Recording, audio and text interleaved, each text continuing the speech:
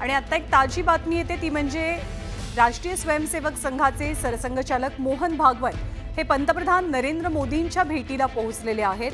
सध्या देशामध्ये घडत असलेल्या घडामोडींच्या अनुषंगाने अर्थातच ही भेट महत्त्वाची मानली जाते। नुकताच मुंबईत एक कार्यक्रम पार पडलेला आणि या कार्यक्रमामध्ये बोलताना मोहन भागवतांनी देशाच्या शत्रूंना धडा शिकवायलाच हवा अशी आक्रमक आणि ठोस भूमिका घेतली होती।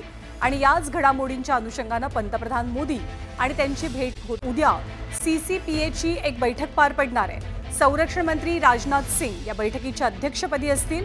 उद्या cabinet committee on political affairs अर्थात सीसीपीएची एक महत्त्वाची बैठक दिल्लीत पार पडेल। ही समिती देशातल्या महत्त्वाच्या राजकीय मुद्द्यांवरती निर्णय घेत असते। विशेषतः संसदेचं अधिवेशन कधी आयोजित करायचं यासारख्या निर्णयांसाठी ही समिती जबाबदार असते। या समितीच्या अध्यक्षपदी देशाचे संरक्षण मंत्री राजनाथ सिंग आहेत आणि उद्याची बैठक अनेक दृष्टिकोनातून महत्त्वाची मानली जाते। पुन्हा एकदा जाऊया, आपले प्रतिनिधी प्रशांत लीला रामदास आपल्या सोबत आहेत। प्रशांत, सध्या घडणाऱ्या घडामोडींच्या अनुषंगाने सीसीपीएची बैठक कशी महत्त्वाची? ज्ञानदा, राजधानी दिल्लीमध्ये वेगवान घडामोडी घडत आहे। आज सकाळपासून बैठकींचे सत्र आहे, उद्याही बैठकींचे सत्र होणार आहे। त्यामध्ये CCPA cabinet committee on parliament affairs म्हणजे या राजकीय घडामोडी संदर्भातला निर्णय घेणारी जी केंद्रीय मंत्रिमंडळाची बैठक आहे त्या बैठकीची देखील बैठक होणार आहे।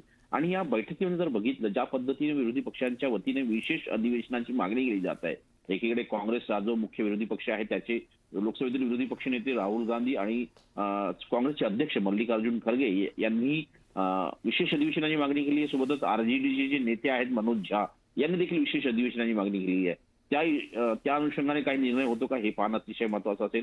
सोबतच जर काही महत्वाचे निर्णय राजकीय दृष्टिकोनातून घ्यायचे असेल तर अशा वेळी त्या संदर्भात सीसीपीची बैठक होते ना, सर्व पक्षीय बैठक बोलून त्या बैठकीत त्याची निर्णयाची माहिती दिली जाते। त्यामुळे उद्या ही बैठक अत्यंत महत्वाची आहे।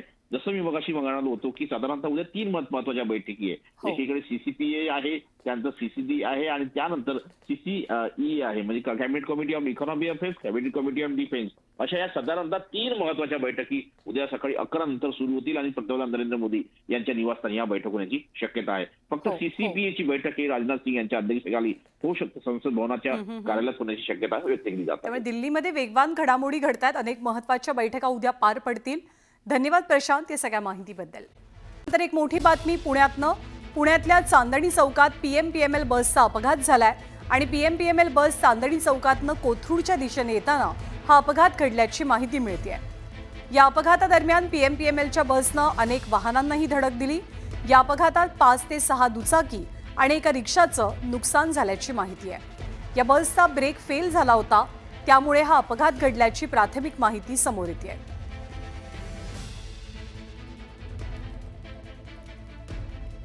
तर पुण्यामध्ये पीएमपीएमएल बसचा अपघात झाला, बसचे ब्रेक फेल झाले होते, त्यामुळे हा अपघात झाल्याची प्राथमिक माहिती मिळते। सीसीटीव्ही दृश्यांमध्ये आपण पाहू शकतो की या बसनं अनेक छोट्या वाहनांना कशी ठोकर दिली।